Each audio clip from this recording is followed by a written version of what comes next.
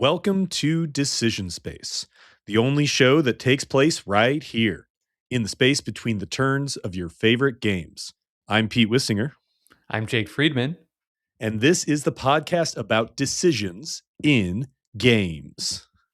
Today, we have a very exciting special episode where Pete and I will be recapping a truly glorious weekend playing games this past weekend at Gamers Ranch in Bland, Missouri. We're going to hit some big, hot games right at the top. Blood on the Clocktower, the Old King's Crown that we got to play together, and then a bunch of other plays we've kind of grouped into some categories or some we just want to hit on over the rest of the episode. And we'll cap it all off at the very end, where we'll be sharing our favorite play from the entire weekend. And Pete, I'm just so excited to kind of relive this amazing weekend we just had through this podcast. Yeah, I was joking, what's very funny is that what we're about to do right now is going to sound a lot more like most of your board game podcast feed, because most people are like, here's what we played this week with hot takes on a bunch of games. And we're like, we're beyond that on Decision Space. But you know what?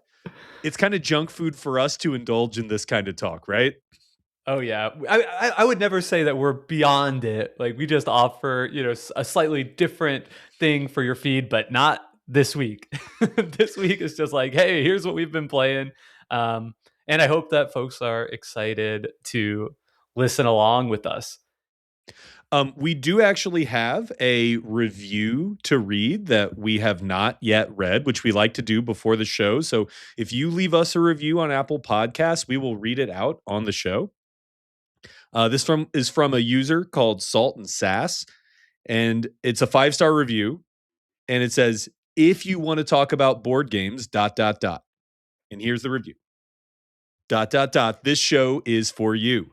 The hosts do a great job of digging into the concepts and building blocks of games to understand how they work and how we interact with them.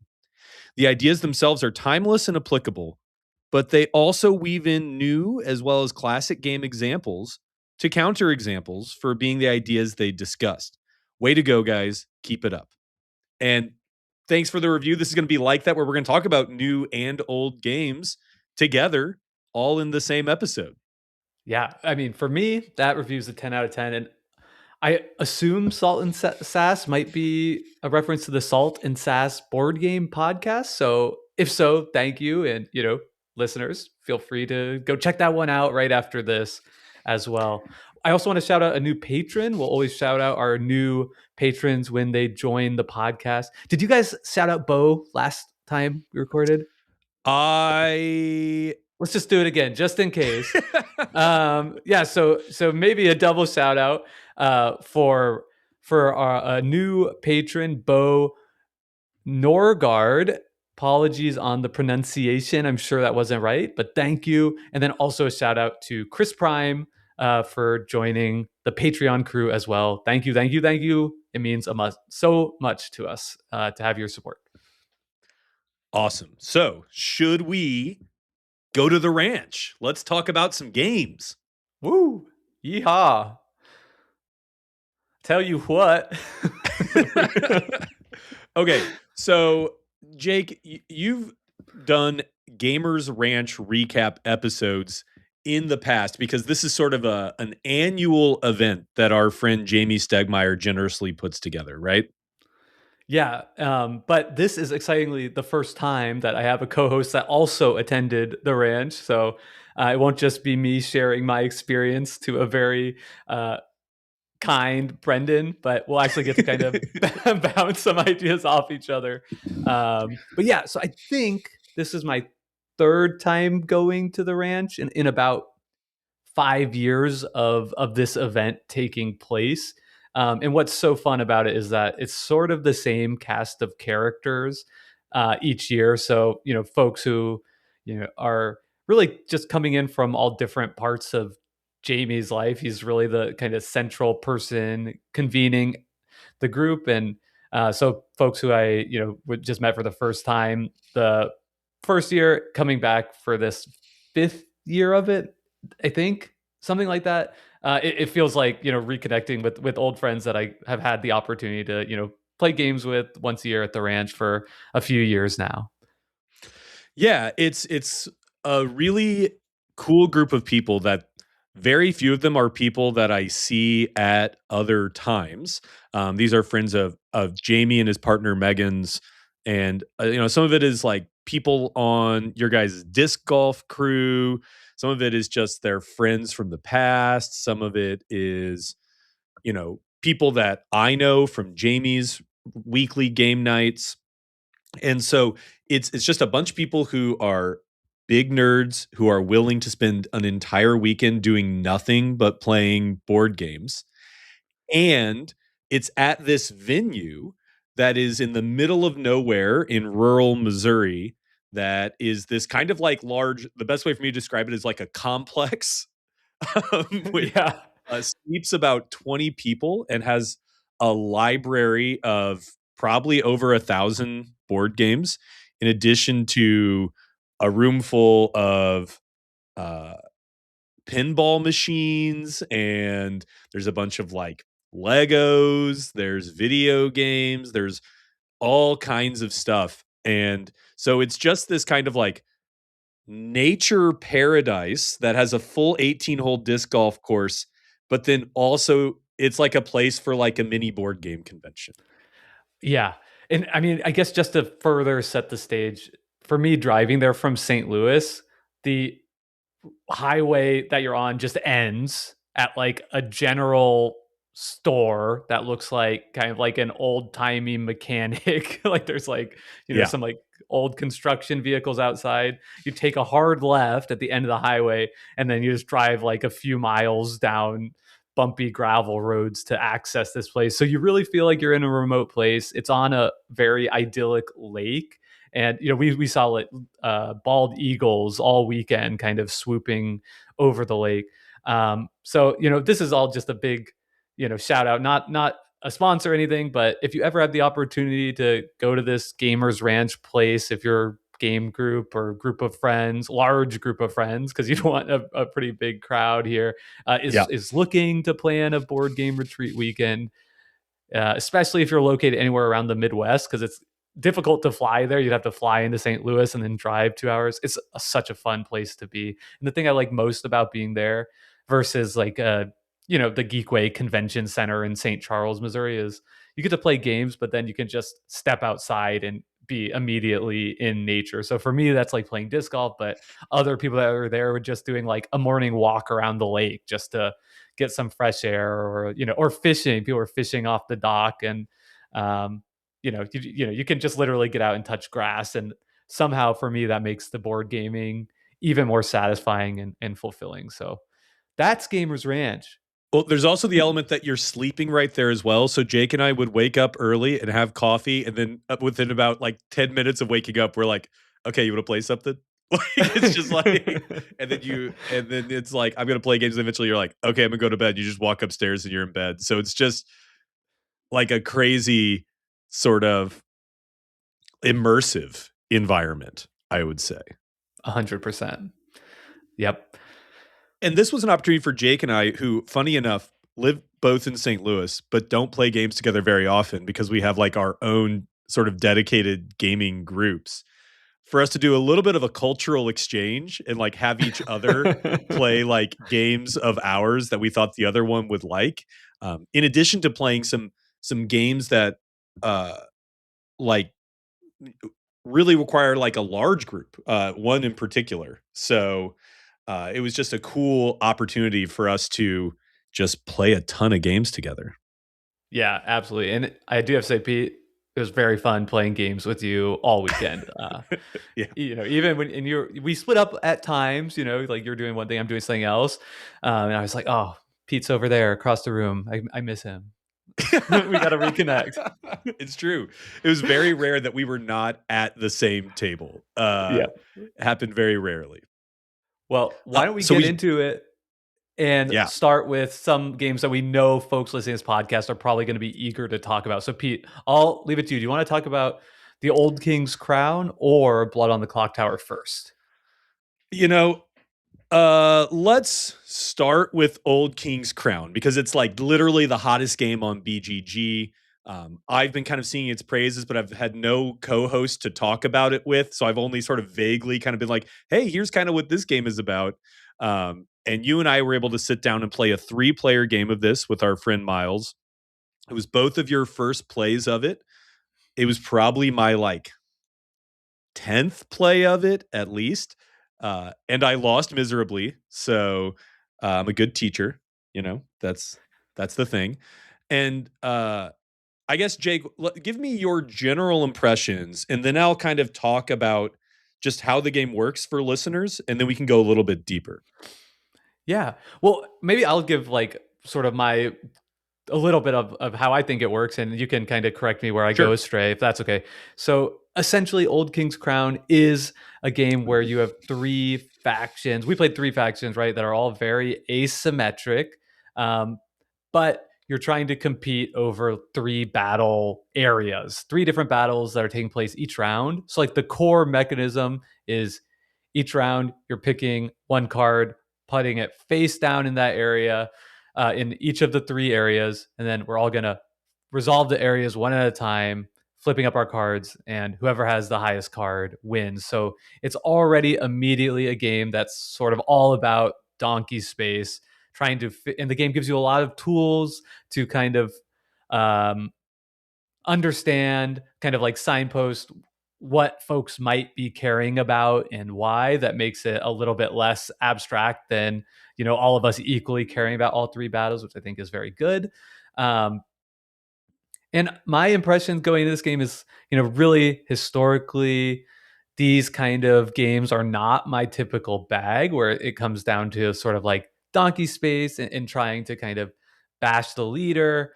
Um, and all your best laid plans can just be like very quickly led astray. But I actually found playing this game to be very enjoyable. I liked it a lot. I would say of the weekend, it was like my biggest surprise hit, like the game that I went in going, that's the superlative I would use. I went in sort of being like, I don't know if this is going to be for me, and coming away thinking, oh, I actually really enjoyed that a lot, and I would be happy to play again, with the caveat that I think 3 players is it for me. Just as much crazy stuff but that was happening at 3 players. I don't think it would add to the experience for me if there was like a fourth or even fifth player also having crazy effects, messing up everything even more. 3 felt like just at the edge of my horizon, to where like I can plan some stuff. I can't understand everything, and it was okay to kind of let go. Sometimes I felt like I'm just going to put my cards kind of in a random order because I don't know what's going to happen. But there was enough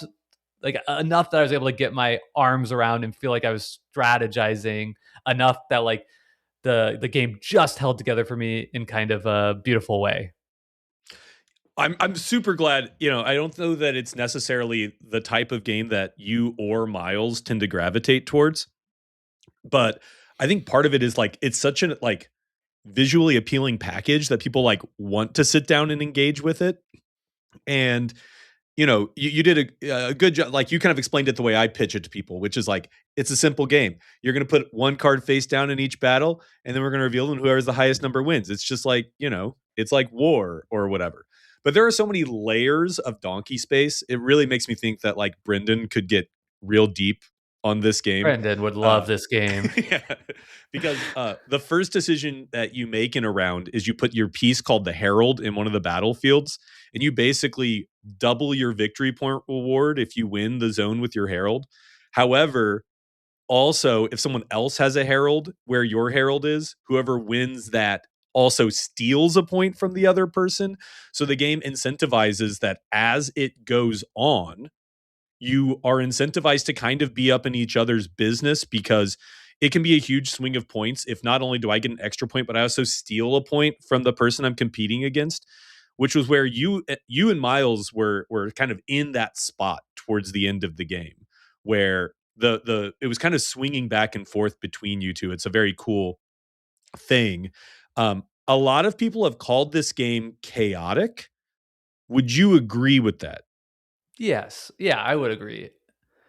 I And mean, and a I don't lot of that chaos comes from the fact that after we flip our cards face up, then it's like, okay, now we take turns doing bullshit. right? Like once you flip your cards face up, it's not like, okay, who won? It's like now it's time to like pop off all of your shenanigans and move the cards around or play an extra card and do all of this kind of like stuff. And which is why in this game the turn order matters a whole lot, because the person who goes last gets to watch everyone else do stuff and they get to decide the order of the battlefields.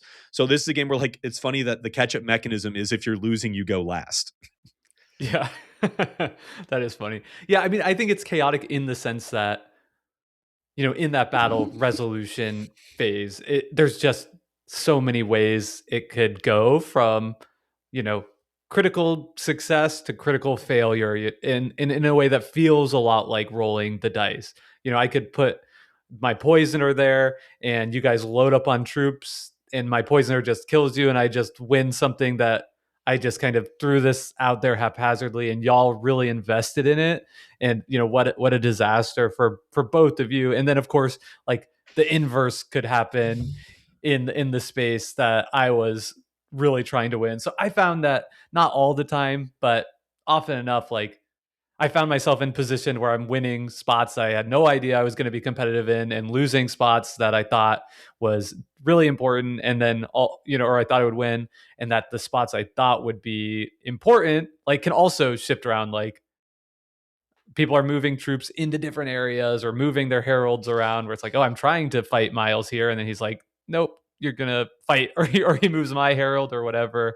So it's just a lot can happen sort of after the chips are laid in a way that feels chaotic. But what I liked is there's so much beyond that where that where I felt like my faction was kind of good at leveraging the governance area. There's kind of like a Mhm. political court that you can invest in. So I was able to do some stuff with that y'all had more difficulty interrupting, and I was actually able to like uh, gain benefits in this other part of the game as well, which ended up being more a part of the game than I was expecting. There's lots of points coming from other avenues as well, where it's like, oh, you win 1 point if you win a battle, but I could just get a point by doing this like completely other thing as well. Yeah, So I think yeah, I've got sort of like two big thoughts. One thing I really like about the game is you said the factions are asymmetric, but what's funny is that everyone starts off with the exact same deck of cards they're playing with. And what a lot of the asymmetry in the game is literally once per game powers that are like absolutely busted. But what it's really part of the game is about is knowing when to use your once per game special power for the biggest effect possible. Like I was a faction that there's like an assassinate ability, which like will just like kill other players' cards if they're played into the same battlefield. And I had an ability that like my king, my strongest card, became an assassin for 1 round, and I got points when I assassinated. So like my whole game hinged upon like getting my assassin and king into positions to kill your cards, which I don't know what they are. And so it's it's it's just the more you play it, the more you kind of the part of the puzzle of the game is figuring out when to pick your moment to pop off your faction's big ability, because it's only going to happen once, right? And the other thing is that you build asymmetry as you play, in part by buying these cards called kingdom cards on everyone's player board. You have 2 slots for kingdom cards that you bid for, and these are some of the most like busted abilities you can imagine. Like some of them are just like crazy, crazy good. And so then there becomes this like, am I willing to give up a really strong battle card to protect this really strong power? And so there's just so many layers of considerations in the game. And a lot of people compared it to arcs, not because they're mechanically similar, but because this is a game with a lot of rules that asks a lot of its players, but the actual play can be really like chaotic. And so it's like, hey, you need to sit through like a 30-minute rules teach for a game that sometimes you're just taking a guess. yeah, yeah. I like this much more than arcs for games that I've played once each. Sure. And certainly I would pick this if the opportunity arose to play one or the other a second time. Mhm. And I think that like I like the I just felt like I could get my arms around this one a bit more. Both felt chaotic, both felt very swingy, but I think I just had more fun with the the strategic elements that I was able to grasp here. It did feel, at least for me, a little bit more kind of kind of concrete in a sort of Euro synergy kind of way than Arcs has felt. Well, it's also a game that's like random and chaotic, but without out there's not like output randomness. There's no dice chucking. There's nothing like that. The Right. chaos comes from like what your opponents do, which Totally. is very different. Yeah, it's all donkey space all the way down. 100%. Yeah, so that's the big hot game, Old King's Crown. Now, next on the list was a first play for me, and I think a second-ish play for you. It might have been, might as well have been first play. So this is Blood on the Clocktower. For me, it was like the first play to completion. I had attempted a play actually with a bunch of decision space folks at maybe the first Geek Way that we had the decision space meetup, and it just kind of, for a number of reasons, just not the right venue. Um, it just kind of fizzled out, and I think folks just weren't into it. So I was really excited to get the chance to play an actual full game of Blood on the Clock Tower. Actually, two with We you played 2. and a bunch of other great folks at the ranch. So, Pete, why don't you do the overview of this one Yeah, so I for think the most people are uninitiated? yeah, most people are probably familiar. In fact, there's like entire YouTube shows dedicated to like watching people play this game, right? And ultimately, it's kind of like a heavy version of Mafia or Werewolf, these sort of like big group kinds of folk games. It's a social deduction game with a game master where some people are good, some people are bad. The good people's job is to try and find who the demon is, who's like the ultimate big bad, and kill them. And so essentially, you go through rounds of people voting for someone to kill, and then everyone goes to sleep. And if the demon's still alive, the demon kills someone else as well. So you know when everyone opens their eyes back up whether you actually got the demon or not. And what I think is unique about this game is basically every single person is a unique role. So if you've ever played one of these social deduction games where you have a hidden role, every single person has a hidden role. And some of these hidden roles are given information at various points in the game about who other people are. And some of these roles have like one time abilities. And so we played one game with, I think, 7 people, which meant there were only two. There was like the I think it was demon like and one 9. accomplice. It Yeah. was definitely more than 7, but yeah, there were only 2. Yeah. It was like the demon and one accomplice. And then we played a game with, I think, 11, where it was like the demon and 2 accomplices. And it was so much fun. I think that second game of Blood on the Clock Tower is going to be a game I will remember for years. Like it was so epic. And so and this is a game where I can see it frustrating a lot of people. And in fact, I think I did see it frustrate people in these plays. I think one of the pieces of frustration playing Blood on the Clock Tower compared to other games is that there is always a chance that if you're a character who is given information, that the information you're given is wrong. And so even if you were like, I have a piece of the puzzle for the good of the group, there is a chance that that information is incorrect. And for some people, that's just going to be annoying because you could like play the whole game based on the information you were given and find out at the end that like, oops, I was drunk, or oops, I was poisoned, or whatever. And that I played so hard to persuade people of something, but ultimately I was working on bad information. But I think for me that works because it just adds an extra layer to everything, to where if all I have is if I have actual information I'm going off of, then I don't have to play the game as much of like reading people. And this is a game that is very much about like reading people's behavior. Yeah, 100%. And I mean, so I in the first game we played, I had a role that was, I'm maybe I can't remember what it's called, like maybe the Oracle or something like that. But Something basically, the fortune role was teller. fortune teller. So I got to, in the first night, it's mafia style. Everybody close your eyes, and then the storyteller. So this game has somebody who's has to like DM it, basically goes around and taps on everybody to do their powers. So I got to point at 2 people And if one of them was the demon, the big bad, then I get a yes. And I picked two people and I got a yes. So I know, potentially really important information. And it was, being my first time playing, I thought, okay, whatever, we'll just share it and see how this goes. Um, so I share the information. We kill one of the two people.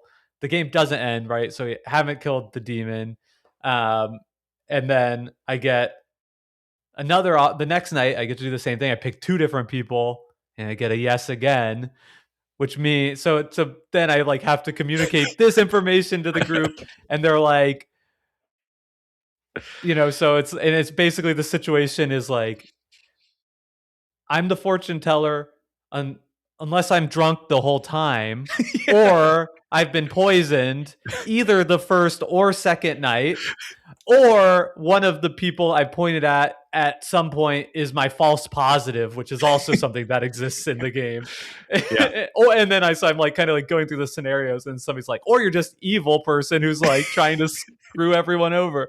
So like all of those things are possible, and I mean, I found that a very fun experience, but also I think both of us are people that are like very comfortable in a speaking role, right? Like Yeah. diving into the conversation, like having the spotlight on us a bit more to like share theories, nominate people to get murdered. Where I think some of the folks who are maybe a little more introverted in these settings, I saw people like a little bit like shrinking back and Yes. not, at one point our good buddy Chip, listener to the podcast, it's kind of like everybody's looking at Chip uh, to to make a decision on a vote, and he's like, "I'm just gonna sit this one out." We're like, "What?" Yeah. Or at one time I was like, "Where do you, Chip?" He's like, "I'm just here." And it's like, because like Yeah. in the first game, Chip was the demon and I was his accomplice. And I was just like, oh boy, I'm gonna have to do a lot of the heavy lifting here to protect Chip. But like it is a nightmare for some people because not only is it a game where you will have a finger pointed at you and you are asked to defend yourself, right? Like it is very much like everyone turns to you. It's your time to have your like moment, right? And so for some people, it's just like the worst kind of thing, right? But Yeah. if you have, and what's funny about the game is like you really see people's personalities when you play the game, right? Like there was um this guy there, Andre, who essentially you can tell is like the alpha in I every like how we're game just like that he naming plays. everybody. Yeah, well, I mean, but just so Yeah. we know who we're talking about. Yeah, I know. And so he is like trying to like run the good guy group, right? Like Yeah. he and it's really funny because the game gives you these moments to literally walk away into little pods of people and to like form little alliances or try and like triangulate the information you have with information other people have. And so that's just a really cool environment for a game. And the intensity ratchets up because that first game, the bad team lost pretty early. I think it was maybe on the second or third night. It like And didn't it was take very only long. because of that information I had ended up being true. So we were able to sort of be like, okay, it wasn't Yeah. that guy. So we kind of figured out I must have been poisoned the second night. And so then we went for Chip, who was the other person I had picked. Um, And I think and it it could be worked out. frustrating. It could be frustrating playing a role in one of those games where you're one of the people who never gets information because you feel like you're just kind of having to play the trust game. Whereas I was on the bad team both games. And the second game, so one thing that's neat is that the demon, the ultimate bad guy, is also told roles that no one was given. So they have roles they can pretend to be. And theoretically, they could tell their accomplices roles they could pretend to be. But in that situation, you have to get them alone to like tell people, hey, you should pretend to be this, which is just such a uh, cool mechanism. But in the second game, I was one of the bad people. And my power was basically that if the demon gets killed, I become the demon. If it's early in the game. And I was clocked by two people immediately to be like, I know something about you. You need to tell me who you are. And I was just like, oh no, oh no. And so I just randomly was like, well, here's the thing.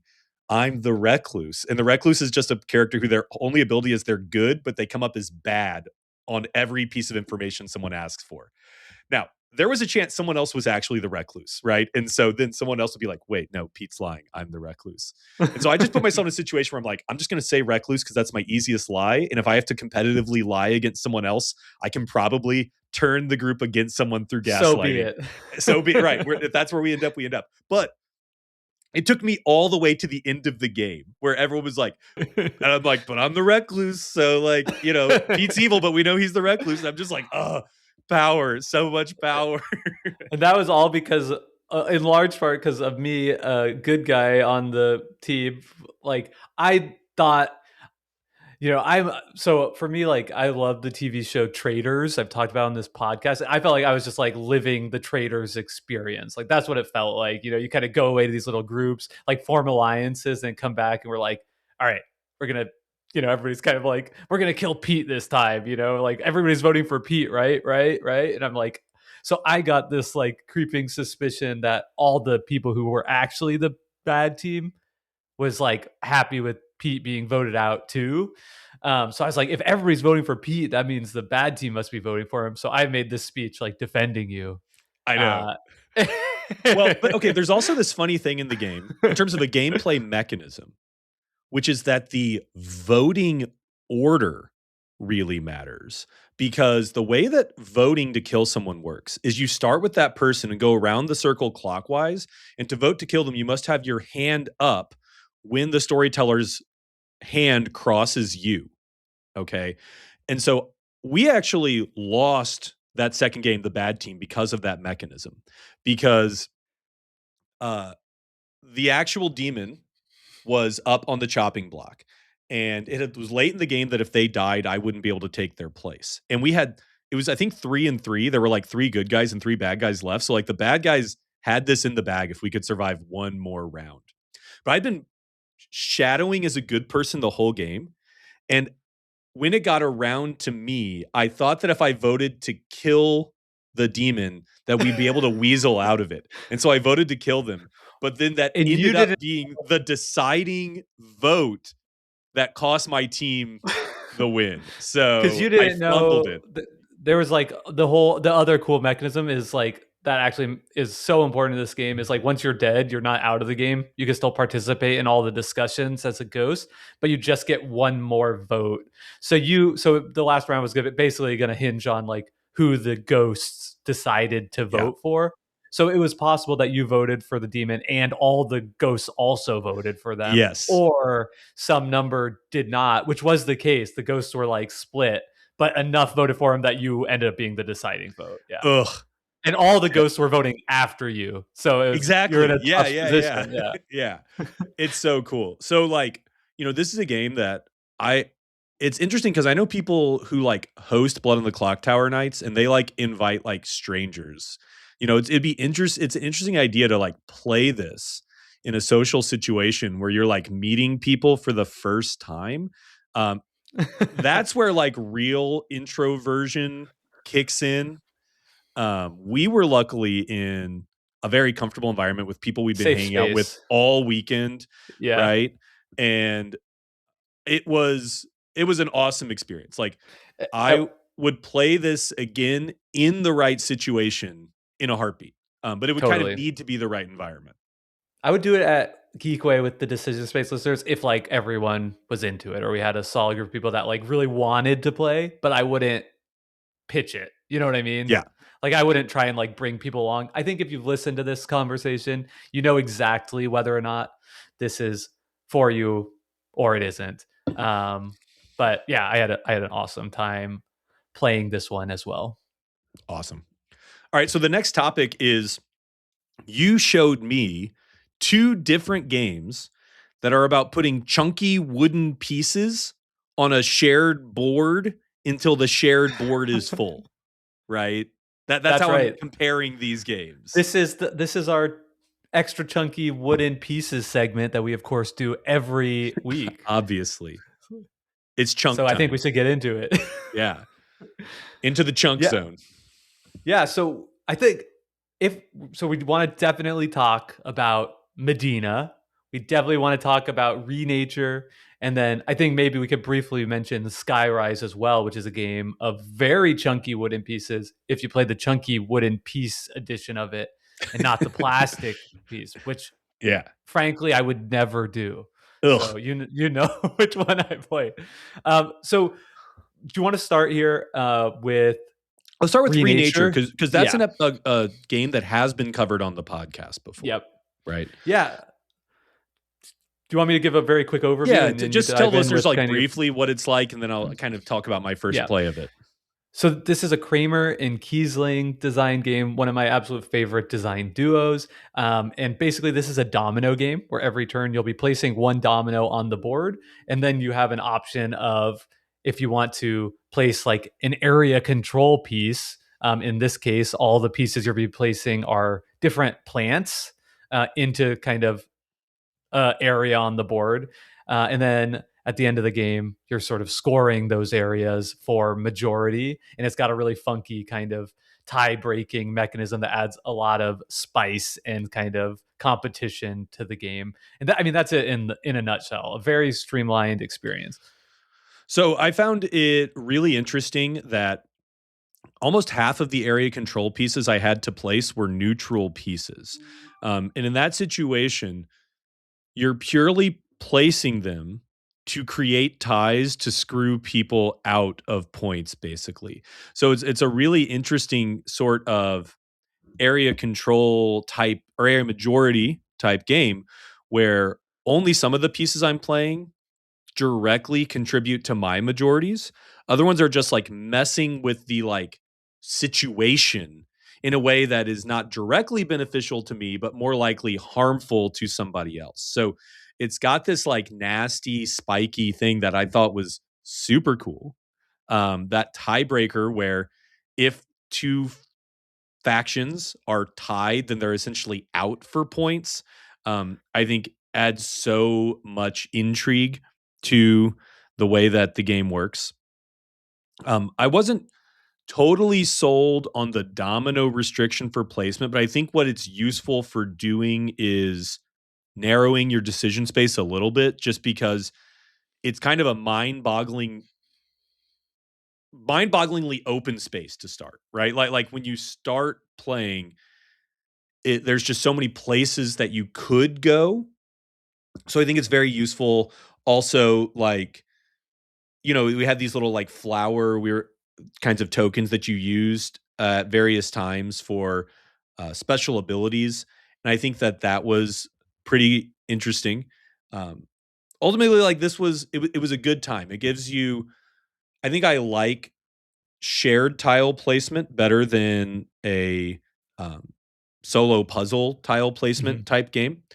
It reminded me a little bit of kind of like an easier, and I'm just going to get dragged for this, but like it gives me a similar experience to playing something like Tigris and Euphrates. I knew you Like, were going to say that yeah, somehow. right. Yeah, it gives me like a similar experience to that of like we're all laying out on this shared space, these tiles that we're building out. Um, but it's just like so much easier to grok than that. Like the unlike Medina, this gave me a clear decision space on a first play, right? Like I Totally. kind of figured out as soon as we started playing, like, okay, there's a big zone over here. I can kind of get a foothold in it. I think I maybe underestimated how valuable the like small regions could be. But that's just kind of like, neither here nor there. Like it was super neat. Like it was a good time for sure. You'd play it again? I would play it again. Yeah, and I think we played with I think expansion Yeah, I module was going to mention that. which allowed you to add pieces that connected multiple regions to create big super regions, and that was very cool. I was super into that. I'm sure that it's good without that, but I really enjoyed that addition to kind of like create surprise in the game. Because I think surprise is maybe not something the game provides very often. So that kind of like unknown factor I thought was a very cool addition. Yeah, for sure. Yeah, so we played with the expansion, and I think it's awesome in the sense that it makes the board very dynamic. In the base game, the board is just the board. All the areas are completely static and not changing over the course of the game. You do get in the base game an extra kind of game of chicken where the person who places the tile that makes it so that nothing else, basically that finishes the region, completely surrounds it, gets some amount of points, which makes people interested in regions, even if they aren't like competitive for majorities, which is fun too. So ultimately, I like both a lot.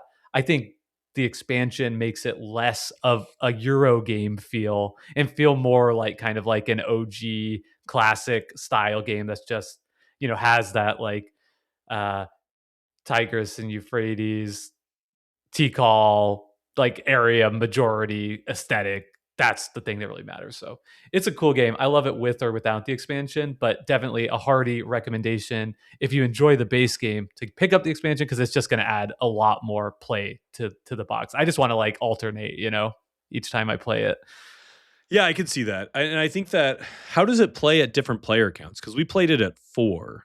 A lot of people only play it at 2, and say it's like a 2-player game exclusively for them. I think it's best at 2 or 4. I think 3 can just kind of maybe create like a weird dynamic of kind of like, these two people are fighting over here. But I would happily play it at any player count. It's also like 40 minutes to play. Yeah. In our time, you're playing in our play at 4, you're playing 13 dominoes, doing a quick action, and you're done. But yeah, it's honestly one of my favorites. I think um, it's like my go-to recommendation for like hidden gem. I think I hope it's still something that you can pick up pretty easily. I don't know for sure, but I feel like it's one of these games that maybe gets a little overlooked. But my pitch for it's always been that you kind of get an ancient board game technology of dominoes mixed with kind of like some incredible area majority stuff from like the heyday of that late 90s early 2000s, and then like a light touch of like these special powers that we just barely briefly mentioned that feels like a very contemporary like modern Euro edition to the game. And it's designed by Wolfgang Kramer and octogenarian, and it just feels like this kind of thing that could only ever have come out of this designer who I see as like one of kind of the masters of the craft's head. So if you like T-Call, you like these things, you got to check out Renature. It's a high recommendation for me. Kramer knows his way around an area majority, right? That's for sure. That's for sure. Well, what do you say we move on to our second of 3 chunky games and talk about Medina? Yeah, so this one is it Stefan Dora who designed this one? That's right. Yeah. Okay, so I'll say this. Medina gave me a much worse first play than Renature did. But if I were to choose to play one again, I would choose Medina. Right? Like, Yeah. which is just really interesting. So Medina is one I had heard from Justin from Tabletop Us. It's like one of his favorite games. And I had never played it before. And you showed it to me. And it is just like a board with a grid on it. And then we have these giant, chunky, colored buildings and these There it wall is. pieces. I mean, they're chunky. They are. They just are chunky. And you were basically like, you do 2 things on your turn. You can place a piece or you can claim a building color. And it's like, okay. So it's like you either place 2 pieces or you place a piece and do a claim. And like, that's the game. But there's the huge twist is that like, if I put an orange building on the board, then other people can only play orange pieces to build out the orange building I started, which means essentially there's this game of chicken going on in multiple zones at the same time where you're like, okay, if I don't claim it now, is it going to get back around to me? If someone else claims it, will there be opportunity to make a more valuable orange? Because each player can claim each of the 4 colors just once. So you could be like, well, I'll be the smart guy like Pete thought he would be, and I'm going to wait to do my claiming at the end. So everyone's just forced to give me points. But it's like, oh crap, there's nowhere to put anything. Oh no, like they've eaten up all the board, right? And so I found this fascinating. I did horribly at it, like just real bad. You were the only person who played it before, and you absolutely crushed us. Mostly, I mean, you did explain the rules very well. We just were not sure in the end where the big point Yeah, value was going to come from. bad teacher award. Well, no, I But mean, like, that's not what I'm so it's funny saying. because I know, but so it was just as like to be totally transparent as like the teacher of the game. So I'd played it twice on Board Game Arena asynchronously, and this was my first play on the table. And our friend Kevin, who's like very good at games, is makes a move where he like claims a building that's only one building big, but it's in a like kind of prime real estate. And in my head, like teaching the game, like I don't think that's a wise move, but like I just didn't know enough about the game to like insert myself as the teacher to be like, you might want to reconsider doing that then. And I think so he did that, and then the next player did something very similar. And that I think ultimately like sunk the two of them. But then again, maybe like it But could have still played out determined differently from there. I was determined not to ever claim a single building. But then in the end, I had a whole color I couldn't claim at all which because I I've never waited too seen long. that. Because I waited too long to stake my claim to that. It's Um, so I'm playing it again online now, and it's just so cool how it reminds me a little bit of T-Call in the sense that like what's so fun about the game is just seeing how the board like organically takes shapes. And now that I played mhm. a few times, like starting to see the different opportunities that presents itself or not. And it's absolutely one of these games where it's like on your turn, you're like, man, my best thing would be to pass. I would love to just Yeah. not do anything right now, which I think is something that not everybody likes, but a lot of people kind of really appreciate that in games. And this is a great game for that. And it forces your decision space from being like, what's best for me to be like, what is like, okay, so I have to expand this purple building. Like, what's the worst possible block I could place to expand it in like the least profitable way, so that maybe it'll come back to me, or at least like it won't be as good for the next person to go. Um, So here, and then people get advantage position. Like you got in a really advantageous position. So then the rest of the table, we were just like collectively like, how can we, screw Pete. undermine that Yeah, as yeah, much yeah. as possible? Yeah, and then we did. We sure did. Yeah. And it was like everyone was like made sure that I couldn't get a lot of points, which is like fine. But ultimately, most people did not really realize where the real point value was. Now, here's something I'm going to say, Jake. I think what was very cool is that this is maybe of all the games I've played since becoming a host that I think is the perfect Venn diagram of all four hosts' tastes. Like, Mm. I think that this is a game that like Paul would love because Paul loves like when is the time types of decisions, right? He loves a spatial puzzle, right? And you know, I like it because it's like got this like nasty shared incentive kind of element to it. Um and I think it fits in the types of like old school games that you and Brendan have as your like bread and butter for decision space, right? Hmm. Like it would be very cool for the four of us to sit down and play this, I Oh think. yeah, that would be amazing. Unfortunately, it's like one of these games that's out of print, like $150 on the secondary market. Um, but maybe that means it's due for a reprinting at some point, or keep your eye out, folks. If you're in a thrift shop, if you see this one sitting there, it's an I'll just oldie but a goodie. say this, Jake. I one just popped up on the Board Game Geek marketplace. And as soon as it popped up, I sent a message and I've got a line on it.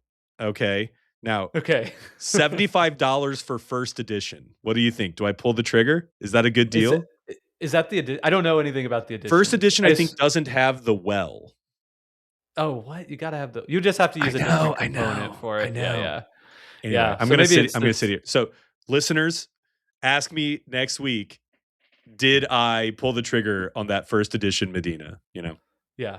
I also want to shout out like I heard about this game a lot on the Dads on a Map podcast, which is a really wonderful podcast that I just want to give them a shout out because they sing this game's praises all the time, and that was a big part of the reason I wanted to check out, and I'm very glad I did. And also, it's just an amazing podcast because, like, here I am, a person with a board game podcast, and I can listen to like them talk about board games for an hour, and they don't talk about a single game that I've heard of. It's just like it's just a whole different world over there, man. Well, Which I love that. what's really funny is you partially pitch this game to me is you're like, it's basically a splotter, I do think it's kind of which like I a think slaughter. is Yeah. funny because there are a fair amount of similarities to where like it is a zero randomness game where you have to be hyper attuned with other people's intentions so that you can sort of create your own opportunities in a game that is like incredibly rules light and zero randomness. So like it's all about the interaction. Yeah. And Kevin lost on the first turn, so there's that. It's a splatter. It's a splatter. Yeah. All right, Um, I'm going to touch on Skyrise so fast. We've talked about Skyrise a lot on this podcast before, so I just wanted to mention it because it was my first time playing it. And this is the one where it's an auction game that has a map where the auction moves around. So Pete plays a one bid. I can play a two bid on an adjacent space, and now I'm bidding two for that space. And somebody could play, the 13 next or whatever on a different space until everybody stops bidding, everybody passes, and ultimately the space that bidding token landed on is what they have won. So just like an incredibly cool and innovative auction mechanism, that I was thrilled to finally get the chance to play.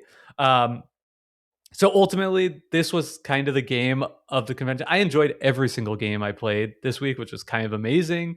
But this was one that like I had sky high expectations of, and just found to play a, okay. Like I found it fun, but not spectacular.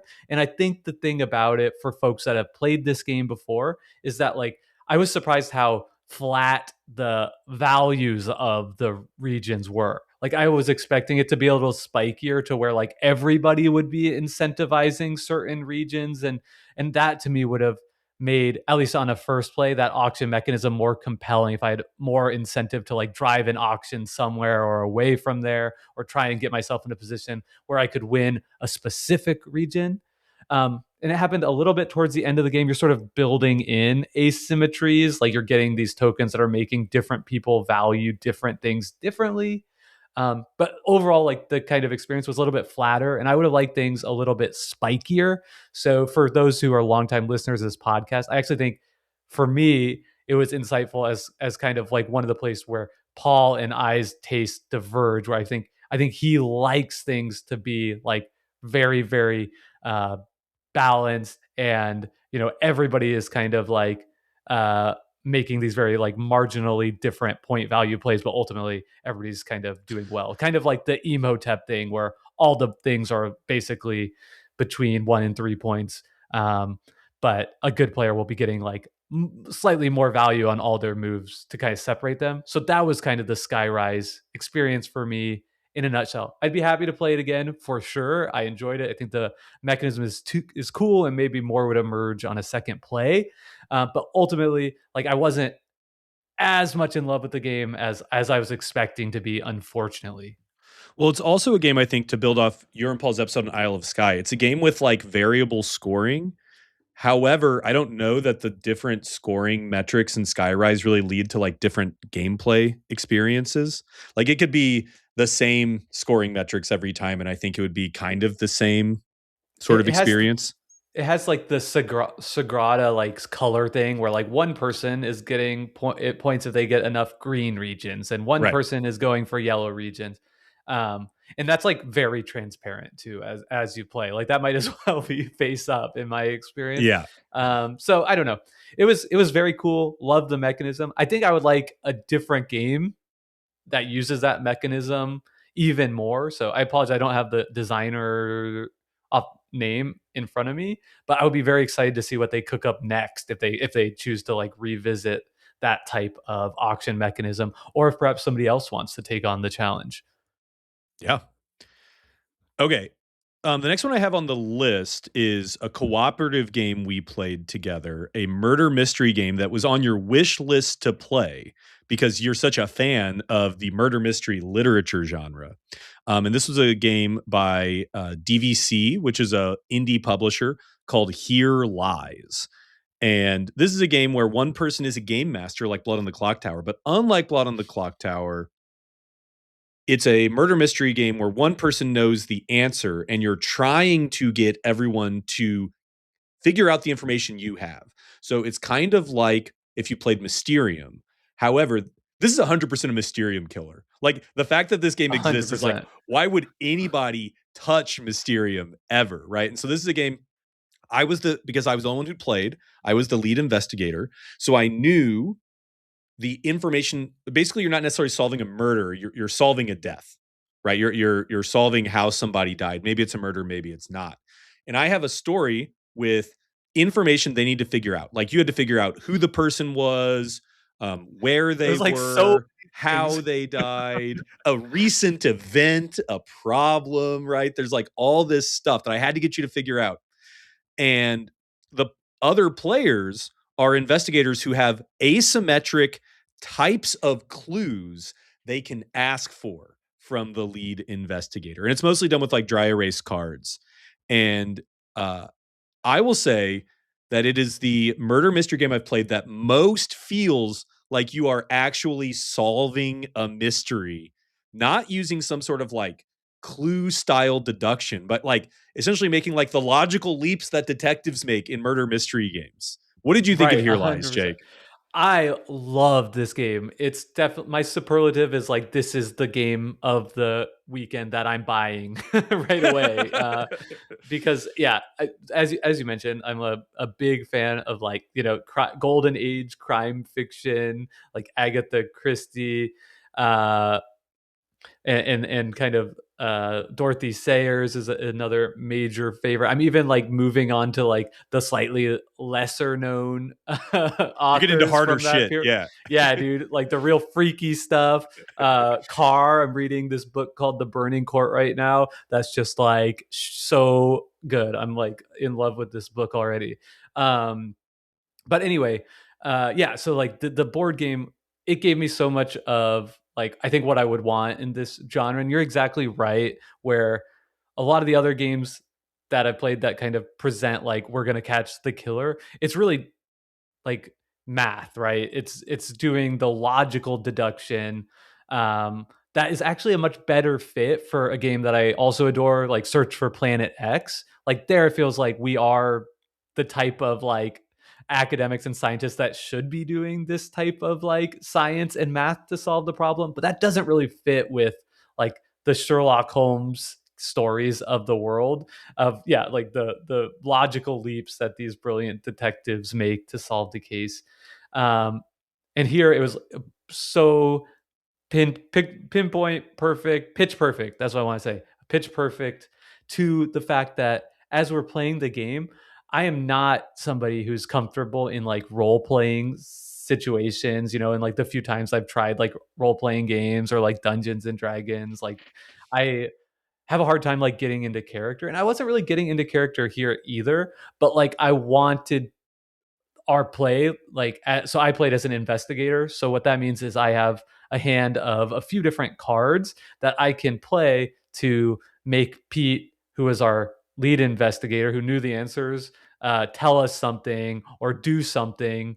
And often it was like really funny. Like, I had a card that was like, Pete can use, the lead investigator can use their head, arms, and hands to indicate something and then tell you if it was like an action, a person, or a thing. It's like, Yeah. I don't Like know if this is going to help the, us, but I the want to play clues this are so card. And it's wild. going to be so funny. So each of the cards that I can play has like a number value, like an action point value, and we can collectively play 7 action points. And all the cards are like 1, 2, or 3 action points. And the people we were playing with, great people, they were wanting to like really kind of like, okay, everybody say what all your action cards can do, and then let's like strategically play them in sequence. And my instinct was kind of like, come on, let's just like play the cards we want a little more organically and haphazardly. And I think I haven't read the rules, I don't know. It actually made me ask the question, like, is it okay that we're showing each other these cards? Because I would want in a future play of the game, maybe to play a little bit like looser and just say like, lean in a little bit more that we're all these great detectives in somebody's parlor, recapping this case, and you're having us guess at it, and we're just kind of like having a more free form conversation. I think that would have, I love the play, but I think it would have been even better if we had been a little bit less like hardcore board gamers about trying to get to Sure. the answer. But like what's cool about the game is it's a game with a game master where both the players and the game master get to be creative, right? Like sometimes a game where it's like, I know the answers and I'm trying to get you all to say the answers. It's like I'm facilitating a game for you to play. But it's also very fun to be the game master because, well, like someone gave me a card that was like, draw the deceased person. Like, and like, or like they would say things like, what would be their three last words? Right. And so I get to come up with a clue. You feel clever because you're like, I think that if I get this clue, I can solve it. And I get to feel clever because I'm like, well, how can I just make up this person's last words in a way that gives them a crucial piece of the puzzle without saying one of the things I'm not allowed to say? Yes, yeah, absolutely. You get to feel clever on both sides. And I guess it's a game that has like a case booklet of like There's like 25 uh, cases, I think, 25 in the cases, but also I've heard that even that is not really limited because like if you could run that same scenario for different people and still have fun because they would play different cards. That would big time. force you to like answer in different way and come up with different things. And also of course like we were you did an awesome job with like a charade that helped us super narrow That into was one aspect of the case remarkably quickly, which meant like we were focused on learning like the identity of the person later, where another group might be, they'd start there. working towards a different thing, which is going to cause you to answer the questions differently as well. So I don't know. I love this game. Love, and I feel like this is something that was sort of like custom made for me. And also that I could play with like the people like I want to play this with non-gamers Yeah, for specific, kind of sure. the same people I would play Mysterium with, Yeah. which is a game that I own. It's like right here behind me. I love to bust out when it's like, okay, I don't, I'm not really familiar with board games. It's like, well, did you know board games could be like this now? And I feel like Here Lies is such an awesome one for kind of like that proof point. It's also like a more fun version, like because the other game I've played that is kind of murder mystery, like close to feeling like it, is Sherlock Holmes Consulting Detective. Oh yeah, same. But this is more of a game. Yeah, Like Sherlock Holmes that's Consulting Detective is like less gamey it's than like this. homework. It's like reading Yeah, right. comprehension. Yeah, right. It's It's like I almost don't like need to do SAT prep right now, but thank yeah, you. yeah, for sure. The other like big play we got in was we're gonna do a bus episode here pretty soon. You, me, and Brendan have been playing bus, and we played bus here, and it's a wild game of bus, but we'll hold the bus discussion. Yeah. But I also got to introduce you to another Splotter game, which is Indonesia, which is much larger and more sprawling than bus, but doesn't contain very many more rules than bus. This is a game that I've become kind of obsessed with. I think this year I've played like maybe 7 full games of it online, and this is my second play on the table. And it's a game where you have a map of Indonesia, and players have companies, and your company is either a company that produces goods or a company that ships goods. And so you're building up your capacity to start more and more companies. And the sort of core of the game is when it's your time to operate a company, if you're operating a goods company, you have to use the shipping that maybe belongs to you or other players to ship those goods to cities. And you essentially give a part of your profits to the people who do the shipping.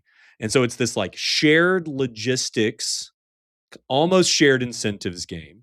But there's like the rule that makes the game, right? We'll talk about how in Bus, kind of the rule that makes the game is you can stop time, right? In this game, the Yeah, rule that what? makes the rule that makes the game is that if you upgrade your merger capacity, you can just take two like companies and say, these are now one company. There is a merger. And it creates an auction, whether the people who originally owned those companies want it to or not. And that's kind of the big, crazy wild sort of twist of the game. Um, it is a game that some people don't like because of how mathy and arduous the late game logistics are, which is not something that you're necessarily making choices doing. You just have to literally like look at this messy board state and be like, okay, how do I ship all this stuff? Yeah, Um, like everybody look at the board to help me see if I can ship this last rice. right. Because it's not really a choice. You're supposed to ship as much as you can. And so it can kind of, a non-decision part of the game can drag for the last round or two, which is enough to turn people off of it, which I totally understand. But what did you think of this overall, Jake? Yeah, so I mean, so it's a very Medina-like game, I would say. Yeah, for sure it is. Absolutely.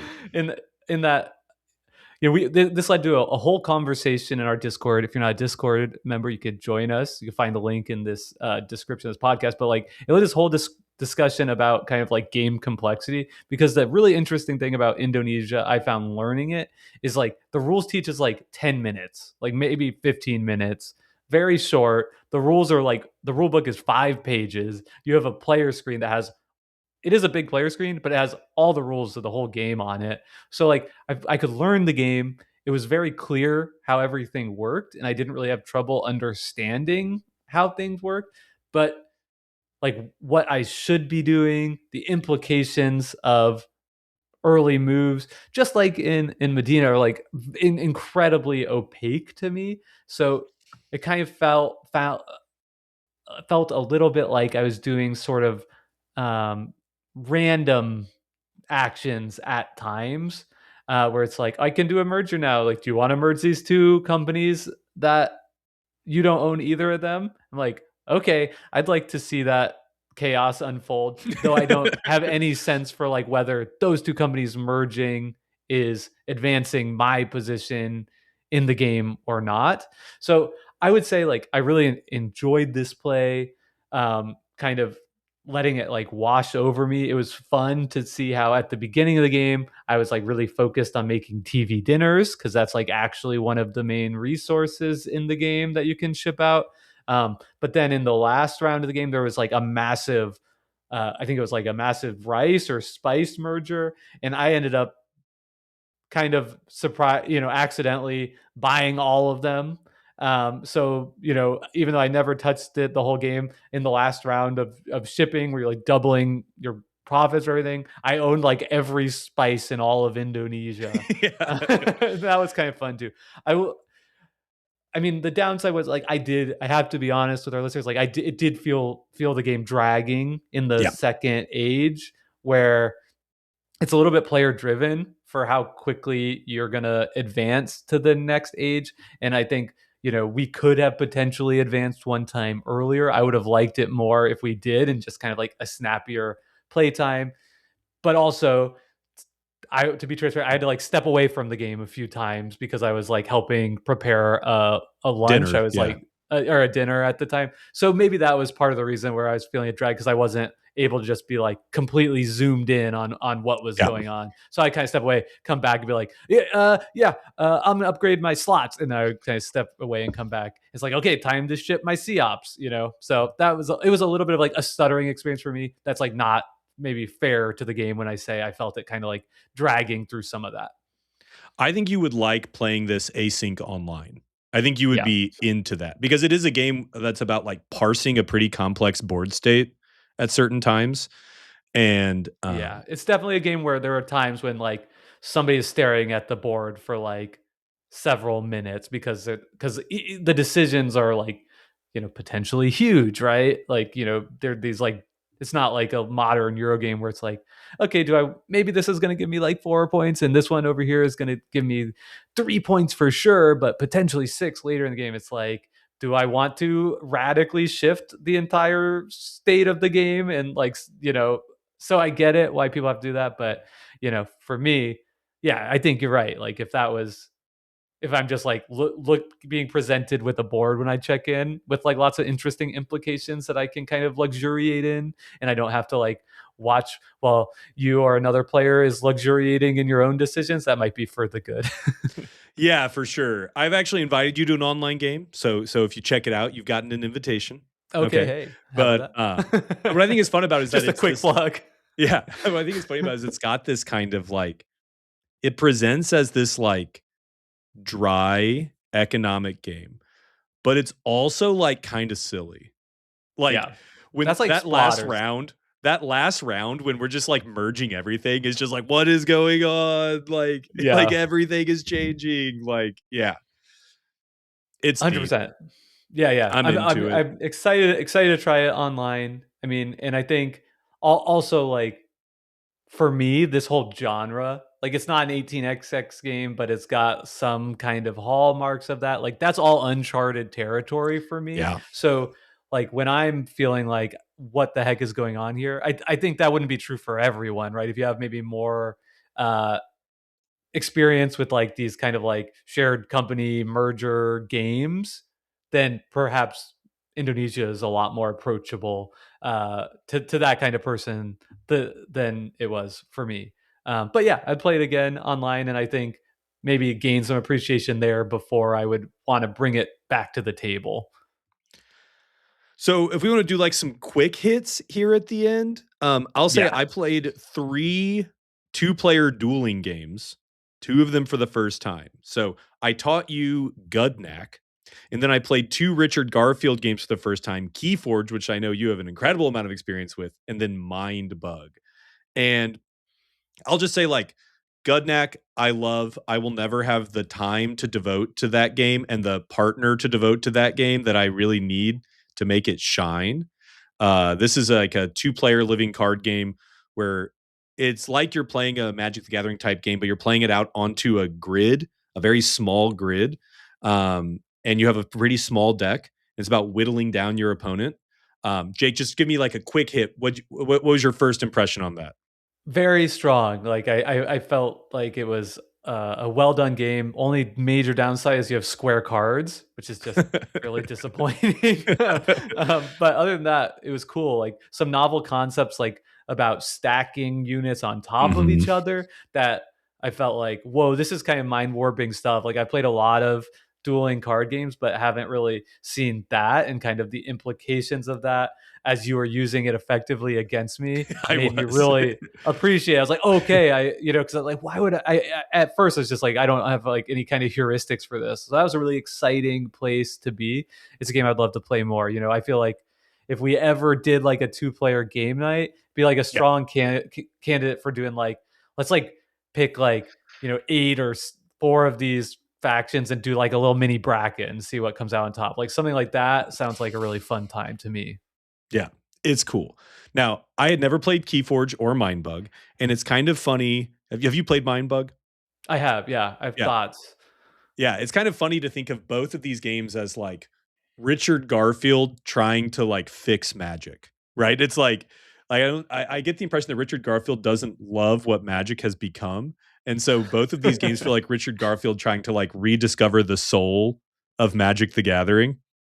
And so we played Keyforge. It was my first time playing. You did a very good job teaching. And I could immediately sort of like get in on kind of where the depth of the game is.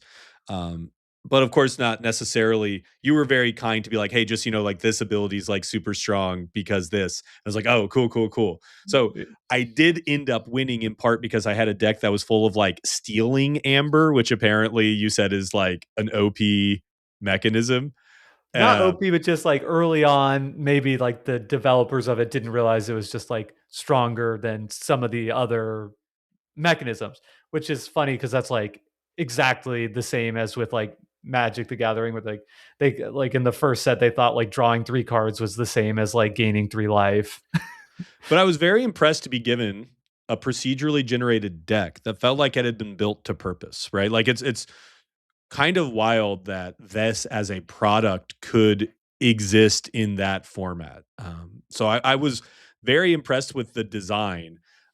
I don't know that if I was going to choose one of these two-player games to make my lifestyle game, we did an episode on lifestyle games. I don't know that this would be the one I would choose, but like super respect it and like would probably rather be into Keyforge than into Magic if I was going to go for one that you're incentivized to just like consume more stuff for. Sure. Very fair, I think. Yeah. Yeah. And then Mindbug, I was actually super impressed by. And that's just maybe in part because it is great for just like sitting down and busting out a bunch of rounds of it because like it's incredibly simple. This is a game where Imagine Magic is just creatures and they're free to play. And you each have your own 10 card deck that is randomly distributed. And on your turn, you're either going to play a creature or you're going to attack with a creature. And we each have 3 health points. And basically, whoever does 3 undealt or unblocked attacks first wins the game. But the real special rule of the game is that we each have 2 mind bugs. And when an opponent plays a creature, you can spend a mind bug to say, no, that's mine. And like, that's the game. And it's just like creatures with numbers and like a magic style keyword ability on it. And that's the entire game. And it gave me a lot of the experience of like playing Magic the Gathering in like a 10-minute game with almost no rules overhead. I was pretty impressed with it as a condensed version of that style of game. And I thought that the choice of when to use the mind bug was a simple and fun choice that immediately got me like in my opponent's head. Yeah, for sure. I played this once actually with Brendan when he came to Geekway that one time. Um, and I think we had an okay experience with it. One thing that's really cool about the mind bug existing too is it like immediately puts you in a donkey space too, where you're like, look at your hand and you're like, should I play my strongest card first? Right? Maybe my opponent is thinking that like I'm not. Why would he play his strongest card when there's like 2 mind bugs? You're like, I'll play this. They're like, I'll mind bug that. You're like, damn, like I can't Yeah, actually right. beat that card I just played. Um, so that's pretty funny. The I think it's something that like felt well. So I'll put it this way. When I was really into Magic the Gathering as a kid, we used to play this format, a casual format called Type 4, which was you would just create a giant single stack of like all your most powerful Magic cards. And you'd play a game of Magic where you could just play anything for free, but you could only play one card a turn. And it's like that essentially is Mind Mind bug. Bug. Yeah. Um, but like I think for me, like the joy of Type 4 was having like complex interactions, and like being trying to like create these situations where you could put your opponent in an indefensible position, right? Knowing that they sort of have everything available to them or all these actions. And it's like funny because it's the exact same thing as Mindbug, but Mindbug being like so simple somehow made it like less of like a joyful experience than like having some of that like inherent like try hard sweaty card game energy of like like this synergizes well with this, which allows me to look at the next 5 cards of my deck, which allows me to pull this out. So I think I was missing some of like that combo rific action that can exist in these like slightly more complex games. So like for me, that was the only reason Mindbug wasn't like an absolute love, but I can absolutely see why so many people like it. And I think that some of that complexity I'm talking about would likely emerge out of more play and more mastery of like the cards in the deck. Well, also, I think they're probably continuing to build more content for it. So, it's a good proof of concept, L6. I think we were just using like the base Sure, and that's all cards. I had tried to. Yeah. Cool. Um, any other like things? The other one I would shout out. I don't have much to say about it necessarily, but I got to play Moon Colony Bloodbath for the first Oh time. yeah, This was a game that we have to talk. Jamie Stegmeyer played it, I think, 6 times this weekend, It was which like is without a doubt the hit of the weekend. Like there was a game of for Moon Jamie. Colony. Well, I think for everyone though. I don't think there were probably 7 total games of Moon Colony Bloodbath going on over the course of the weekend, and Jamie only played in 6 of them. Yeah, that's true. No, I actually really liked it. It's very cool. It's a Donald X Vaccarino game where essentially there's a deck of the actions everyone is taking, and when you flip the card, and then everyone takes basically an action, and then most of the cards that get added to the deck just like hurt you. And so it's a game of like engine building and then eventually engine destruction. And your goal is to have your engine be destroyed slower than everyone else's, right? That like when someone else is completely destroyed, you have the most engine left, right? Is kind Yeah. of the idea of the game. I found it pretty charming. I thought that the like deck of misfortune was like hilarious. You know, Yeah. it's like it's a funny game. Like it's almost like the game contains like a joke within Yeah. it, right? It's like if it was called Moon Colony and not Moon Colony Bloodbath, it's like a significantly worse game somehow. Yeah. Uh, I loved it. It was my first play of the weekend. I thought it was an absolute joy. I think the fact that you're like building a shared deck is pretty cool and novel. And also just leads to these moments of humor where I can like add a card to the deck that's just like nothing happens for anyone. I just get a benefit. And it's just Sure. funny like having that moment at the table where it's like, because it's not a very interactive game. We're mostly doing our own puzzle, but just forcing everyone to be like, "Oh, screw you," Yeah. when that card comes up is a very nice touch. I think Vaccarino is a master at what he does, and I know that he's done other stuff besides Dominion, but like this feels like a very cool like next kind of innovative mechanism. I know there've been other things I've done this shared deck, but like this feels like a worthy successor to Dominion in some ways.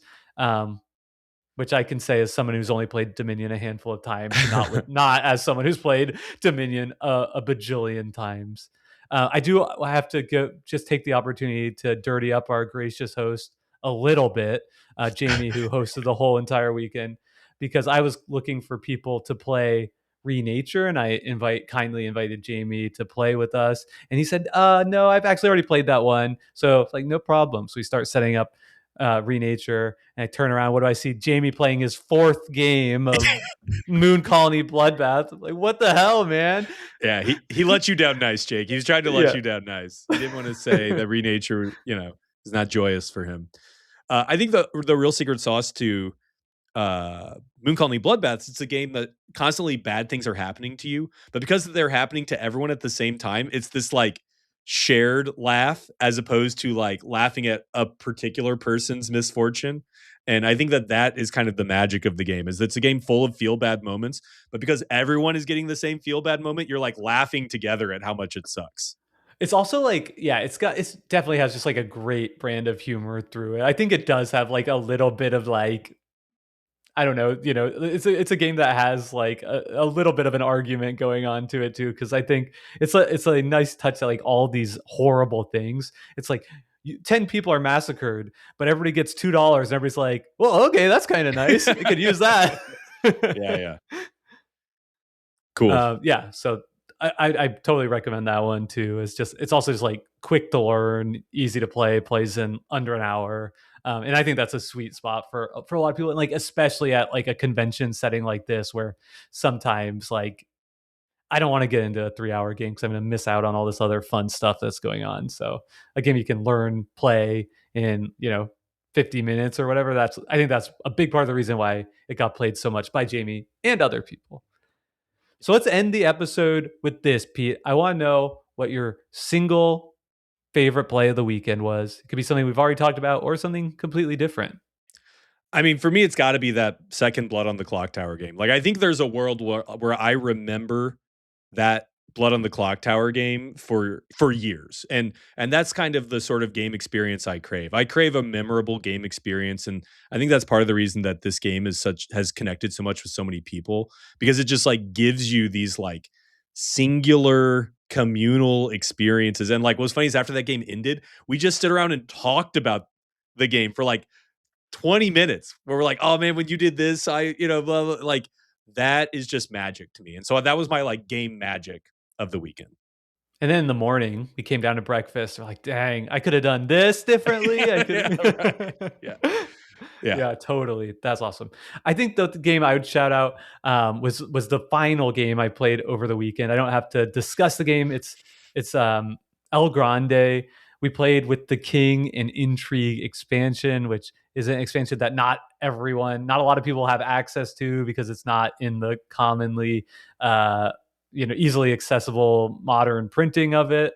Um, but they had it there in the game library, and I was kind of showing the expansion to my friend Chip, and we were looking for a final game to play. And Jamie's like, "Oh, you guys are interested in El Grande? Let's break that out." And it ended up being just like such a fun capstone of the weekend, in part because of is the final game. The people I was playing with Jamie, Chip, and Miles. Chip is somebody who's in my. He's like kind of one of like the biggest drivers of the disc golf part of the disc golfing board gamers. He's like always rounding people up to play rounds of disc golf every weekend, and we hadn't had a chance to like play board games together before, despite talking about board games on like many rounds of disc golf. Um, and so that was a game we had talked about for a long time playing together. So to like be able to finally get it played with this really cool expansion that I highly recommend, like at the Gamers Ranch with Jamie and Miles too. It was just magical. I won't bore you with like the anecdotes of all the like funny and crazy stuff that happened. Mostly people just dogpiling on me because I knew the game best, despite being last, which I was very very happy with. But yeah, it was awesome. So that was probably my favorite play of the weekend. One of my all-time favorite games, and doing it with great company in a great place makes it even more magic. Listen, I played over 20 different games, and the fact that you played El Grande after I left just makes me incredibly jealous. Like for no reason, but just yeah, awesome. I love that. All right. Well, if you have played any of these games before and want to share some takes on them, you can hop into our Discord where we'll have a channel for discussing this episode. Or if you want to talk about sort of your favorite games to play and like a convention type setting, that could be fun too. So you can find that all that stuff in the show notes or on our website. Thanks as always to Himbrave for letting us use their song Reach Out as our intro and outro song. And we'll see you all next time. Bye, y'all.